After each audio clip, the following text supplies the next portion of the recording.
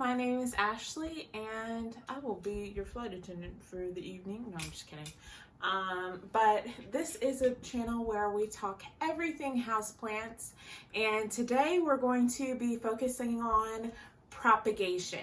Now, if you're a little bit of an experienced plant collector, plant hoarder, houseplant parent, you will know a little bit about propagating. So this video will be more towards the beginner side.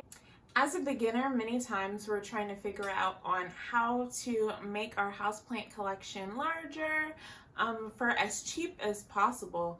You can go to your local hardware store or garden center and pick out a healthy plant. Most of the time you won't be able to propagate a rehab. You may be able to save it by that, but I don't know. Depending on the plant's health, you will or will not be able to propagate it. You may lose some, and that is completely okay. That's normal. Not every propagation makes it.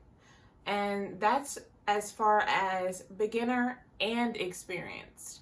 Experienced collectors lose propagations too all the time. But propagating is an easy way to build your houseplant collection, or if you have a plant that you either want to sell or just share around your community or to your friends. Propagating is a very handy tool to have in your tool belt. I propagate all the time. I try to have at least a couple propagations going at all times, just so I can give to friends, or if I want to sell something really quick, I can do that. Also, if you find that your plant is getting too big, it's also a way to prune, but you can also create another plant with the prunings that you do. Number one, what is propagating? Propagating, how Google defines it, is as breeding specimens of a plant or animal by natural processes from the parent stock. So, in other words, this is basically how you can take one plant and turn it into 5 plants, or how many ever plants you want. So you will have to start off with one plant that is propagatable, so it will have a node, and later we will talk about where to cut, where to propagate, if the plant is propagatable, and how we define that. So let's just get into the video. So now that we've talked a little bit on propagation, we will actually go and propagate and tell you how to do it. Okay, we have switched angles and I have my scissors here. So we're gonna just go for it. I always want to propagate this Adansonii just because it's constantly growing up. It's about, I don't know, 3 or 4 feet tall. But it's always growing past its sphagnum moss pole. So I always want to propagate it. So silly me. Anyways, so we are going to start with this long vine that's plopping down now. What you want to do is look at the top. So there's 2 top leaves. There is a node that I would not cut off, this first leaf node, just because it's going to be a little bit harder to propagate from a new leaf like this. And the node hasn't developed all of the way. So I go down to the second node, which looks like it has some tan little nubby things. I'll get a close-up on it. But I would either start from the first one or even the second one down that you see that had started growing aerial roots. And if it were a little more humid in my room, these things would be longer, or if they were growing into the sphagnum moss pole, they would also be longer. So every time I watered the sphagnum moss pole, they would be taking up water through the aerial roots as well as the roots in soil as well. When plants are attached to a moss pole like this, and they're in the actual sphagnum moss pole, I find that they get watered a lot quicker because if you're just watering the soil, they have to absorb the water from down below and then push it up.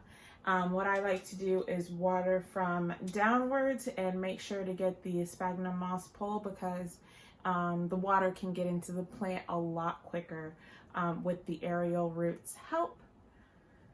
So that's just my take. But yeah, we're just gonna get to propagating.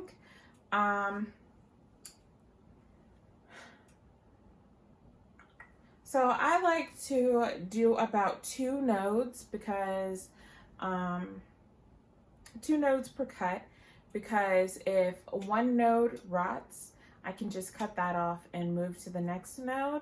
So it gives me 2 chances on the plant. So what I like to do is I like to cut just about in the middle of the one aerial root to the next aerial root. And I'm just gonna cut right there. So that is 1 cut that I just did. That's the aerial root. These are the nodes I was talking about, and then that's the first node that you probably don't want to propagate from, that hasn't developed all of the way. So I will just stick this in water. I can't say that I always have success in water with every type of plant, but usually with monsteras, philodendrons, and Rhaphidophora tetrasperma, things with this type of node, I like to put in water. It is subject to rot, but honestly, it's subject to rot in any medium that you put it in. So just know that that is a factor that you may be experiencing. And I did leave myself that space, so if there's a little more rotting, I could just cut it. A little bit of rotting is okay, but going up to the node, that will kill the node. So you need the node to grow another plant. So we'll just do 1 more, I think. And I'm just gonna come in from the back here and leave myself that space. Now I don't go all the way down to the next, well, I can show you on my cut. So let's say that this is a plant that's still attached. I don't go all the way down to where the leaf starts because on some plants, I know like monsteras, they do need a little bit of space to create another growth point. Usually, sometimes they don't come from the leaf and they will come from the actual stem. So you will need that space. So that's why I like to cut just about in half. So I leave myself enough room for a little bit of rot, and I leave myself enough room for the next growth point. So you don't want to cut yourself off at the nose, despite your face. So yeah, and I will just plop these cuttings in water just to the first node. I don't usually put both nodes in there because sometimes when you put them back into soil, you will have to bury both nodes, or it will take from the top node, the healthier node, and basically the first node right here will come become obsolete because it's not being used for anything. It's not being used for roots or sucking up water or even growth. So I just like to put the first nodes in water. So, and I've also had a couple of cuttings going for a few weeks now, and this is what the Monstera cuttings look like afterwards. You don't see any rot or anything like that, but they are definitely now ready to be potted up. And we will go and do that now. Also, a quick side note, I also wanted to show you guys an update on my Rhaphidophora tetrasperma that I cut off. This is about a 2-foot cutting that I stuck in this glass of water. Excuse everything else in here, I'll just take it out really quick. So yeah, my Rhaphidophora tetrasperma has been in here for about a week, and this is the root growth that it has done. You see, I filled it up past the 2 node mark, so I will have to bury it pretty far deep in soil. But this is a good cutting. I could cut this in half. I most likely will. But you see, I did leave myself that space at the bottom for any rot. And I don't think it's rotting or anything. So this looks good. White roots, no browning, and it's just growing out from the aerial roots. This is what they originally look like on the top, and this is what they look like being a week in water. And usually you will want to change out your water. My water looks pretty murky. And the reason you want to change out your water is not only because of rot, but because you want to have some air flowing in your water. So even in rainwater and things like that, there's a lot of air pockets in the water, and just the sink going, the stream of the sink going into the water makes air pockets. The roots will need air to grow. That's why we like airy soil, because they do like air even in their roots. Most aroids, that's what I'm talking about. Most aroids need airy soil for their roots. And same in, as if they were in water, they still do need air in the water, and that is why we change out our water.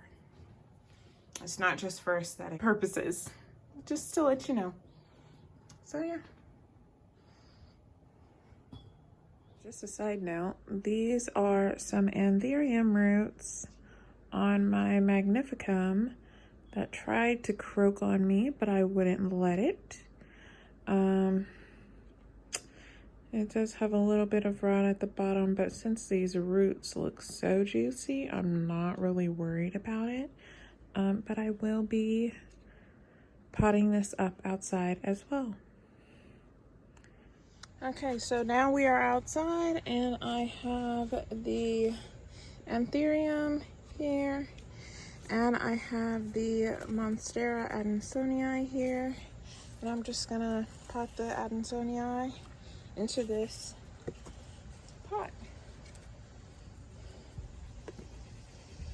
Now, I guess I put this cutting in later, so this one doesn't have any roots. Just be on the lookout for that. Not everything grows at the same rate, so make sure all of your cuttings have roots before you put them into the pot. I'm just gonna put all of them at once in here. Don't forget about this one. Maybe break them up just a little bit, just to place them.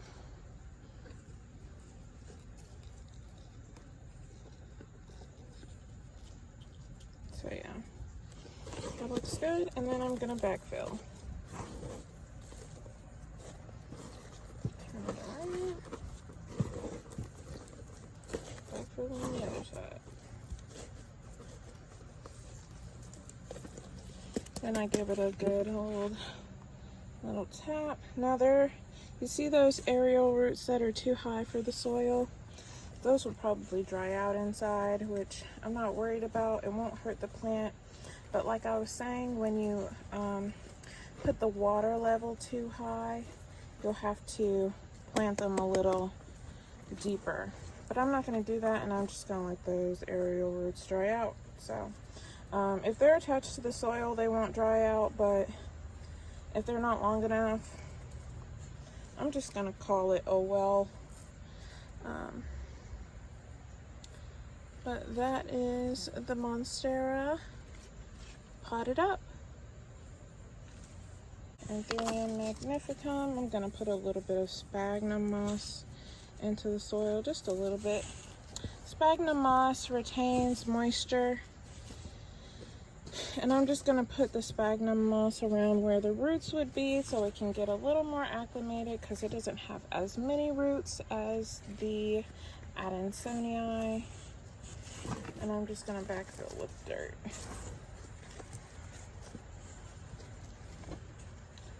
Turn it to the other side.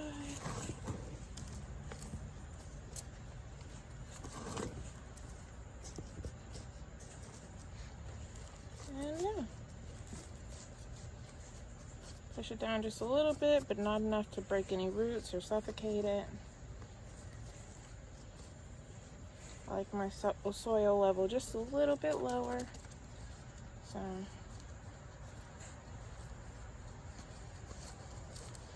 I don't like when there's when you water it and it overfills. So I try and steer clear of that. So that is the Magnificum potted up.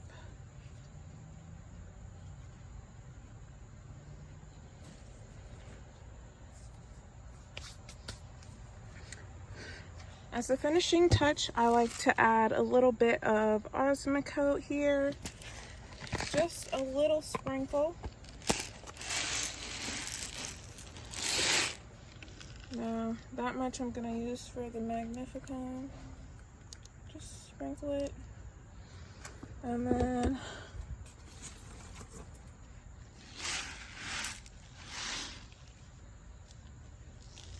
that much for the Adansonii. Just on the top, and work it in just a little bit. Just a little bit more. And that's just pellet fertilizer. I do put in organic fertilizer on a weekly basis in the summer, and that is how I fertilize my plants. But yeah, this pellet fertilizer fertilizes for up to 6 months, it says on the packaging. Also, we said at the beginning of the video that we were going to also talk about what things that are not propagated as easily. Most things can be propagated, but not always as you think. For example, I have this Sanguinea here, and it is a part of the African violet family. What we were propagating today were classified as AROIDS, but this is a part of the porcelain flower family, and these are grown by tubers. So under this there's a bulbous thing that these leafy bits grow out of. Now if you were to cut, let's say, the stem or the leaf, it would not propagate like that. Usually they will have offsets, and you can take the offset tubers in the soil, and that is how you propagate that. So in this case, there would be no scissors needed. The same thing can happen to things like calatheas. Most calatheas are propagated by division. but that's another video. So we propagated and potted up both Monstera Adansonii and my Anthurium magnificum, which are both aroids. So I hope you guys enjoyed this video, and I will see you guys in my next video. Make sure you like, subscribe, and tell me which one was your favorite that I propagated, or is there another way that you propagate? Let me know in the comments. I hope you guys have a great day.